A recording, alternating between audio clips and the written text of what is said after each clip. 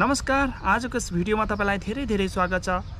आज हामी अंग्रेजीका धेरै बेसिक कुराहरू सिक्नेछौँ, बेसिक सेन्टेन्सहरू सिक्नेछौँ जुन चाहिँ हामी दैनिक जीवनमा प्रयोग गरिरहेका हुन्छौँ र नेपालीमा त हामी ती वाक्यहरू थाहा पाउँछौँ तर अंग्रेजीमा थाहा पाउँदैनौँ। हो त्यसै प्रकारका वाक्यहरू आज हामीले मजाले सिक्नेछौँ। यो भिडियो छोडेर कतै पनि नजानु होला। नयाँ हुनुहुन्छ भने सब्स्क्राइब गर्नुहोस्, अघि बढौँ। जस्तै बाउ उस्तै छोरो भन्नको लागि अंग्रेजीमा कसरी भन्ने? जस्तै हामी नेपालीमा भन्छौँ जस्तै बाउ उस्तै छोरो, अंग्रेजीमा यसरी भन्ने लाइक फादर लाइक सन, लाइक फादर लाइक सन। चारवटा वर्ड याद गर्नुहोस्, लाइक फादर लाइक सन। अब जस्तै बाउ उस्तै छोरी भन्नको लागि कसरी भन्ने? यसरी भन्ने like father like daughter, like father like daughter. त्यसै प्रकारले जस्तै आमा उस्तै छोरो भन्नको लागि लाइक मदर लाइक सन, लाइक मदर लाइक सन। अब जस्तै आमा उस्तै छोरी भन्नको लागि कसरी भन्ने त? अब तल कमेन्टमा राख्नुहोस् यसको उत्तर। तपाईको नाक तपाईको बुवा जस्तो छ भन्नको लागि कसरी भन्ने? You have your father's nose. तपाईको आँखा तपाईको बुवाको जस्तो छ भन्नलाई कसरी भन्ने? यु हेभ योर फादर्स आइज। है, यु हेभ योर फादर्स आइज। तपाईको हात तपाईको बुवाको जस्तो छ, एकदम सेम छ भन्नको लागि कसरी भन्ने? You have your fathers hand. त्यसै प्रकारले तपाईको आँखा तपाईको आमाको जस्तो छ भन्नको लागि यु हेभ योर मदर्स आइज। तपाईको नाक तपाईको आमाको जस्तो छ भन्नको लागि you have your mother's nose. अब उनीको नाक उनीको आमाको जस्तो छ भन्नको लागि she has her mother's nose. यसै प्रकारले भन्ने। र अब एउटा सेन्टेन्स बताउनुहोस्, उसको नाक उसको बाउको जस्तो छ भन्नको लागि कसरी भन्ने त? कमेन्ट हान्नुहोस् त तल। ल हेरौँ कतिजनाले सिक्नु भयो, बुझ्नु भइरहेको छ कि छैन कि। यो छोरो त आमा गोता आएछ, यो छोरी बाउ गोता आएछ, अनि तपाईँ आमा गोता आउनु भएको रहेछ, अनि त उनी चाहिँ बाउ गोता आएका छन्। यसै प्रकारले भन्छौँ। यसलाई अङ्ग्रेजीमा कसरी भन्ने? यसलाई यस प्रकारले भन्ने। जस्तै तपाईँ तपाईँको बाउ गोता आउनु भएको छ भन्नको लागि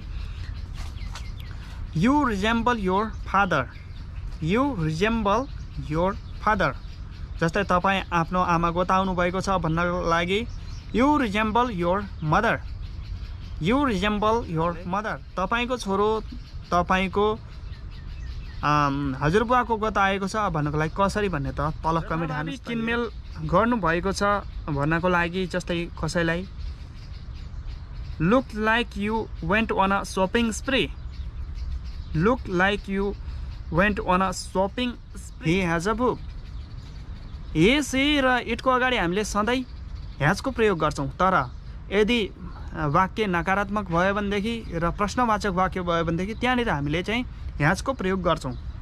उनीसँग किताब छैन, C doesn't have a book. उनीसँग कलम छैन, ही डजन्ट ह्याभ। यसै प्रकारले प्रश्नवाचक वाक्य हेरौँ। के उनीसँग किताब छ? Does he have a book. अब के उनीसँग घरको ताला छ? यसको चाहिँ सेन्टेन्स बनाउनुहोस्, तल कमेन्टमा लेख्नुहोस्। म आदर्श विद्यार्थी हुँ। यो भन्नको लागि अङ्ग्रेजीमा कसरी भन्ने? I am a quintessential student, I am a quintessential student.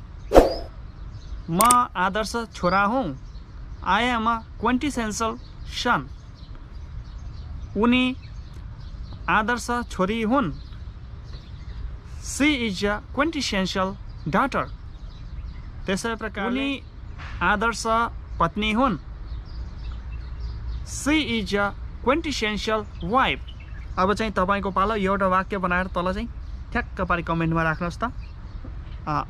त्यसै प्रकारले कुनै दोकानमा हामी गयौँ भनेदेखि त्यहाँनिर एउटै चिजको धेरै भेराइटी हुन्छ, धेरै भेराइटी हुन्छ एउटै चिजको।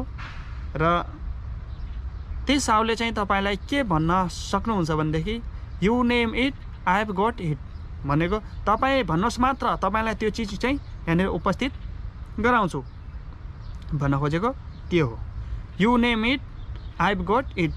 त्यसै प्रकारले हामीहरूको साथीहरूलाई कसैलाई धेरै कविता आउँछ अथवा कसैलाई केही सायरीहरू आउँछ र त्यो स्थितिमा चाहिँ हामीले you name it and he's got it, तपाईँ भन्नुहोस् मात्र उनले चाहिँ जस्तो पनि शायरी अथवा कविता सुनाउन। र आजको यस भिडियोमा यति नै। आज हामीले धेरै कुरा अङ्ग्रेजीका बेसिक कुराहरू सिक्यौँ र यसै प्रकारले सिक्दै रहनेछौँ। अर्को भिडियोमा भेट गरौँला। तबसम्म यदि तपाईँले अहिलेसम्म यो च्यानल सब्सक्राइब गर्नुभएको छैन भनेदेखि तल रातो सब्सक्राइब लेखेको छ त्यहाँ गएर सब्सक्राइब गर्नुहोला र बेलको आइकनलाई क्लिक गरेर हिट गर्नुहोला घन्टीलाई, र आफ्नो विचार तल कमेन्टमा राख्नुहोला। फेरि अर्को भिडियोमा भेट गरौँला यसै प्रकारको। तबसम्म सिक्दै रहनुहोस्। नमस्ते।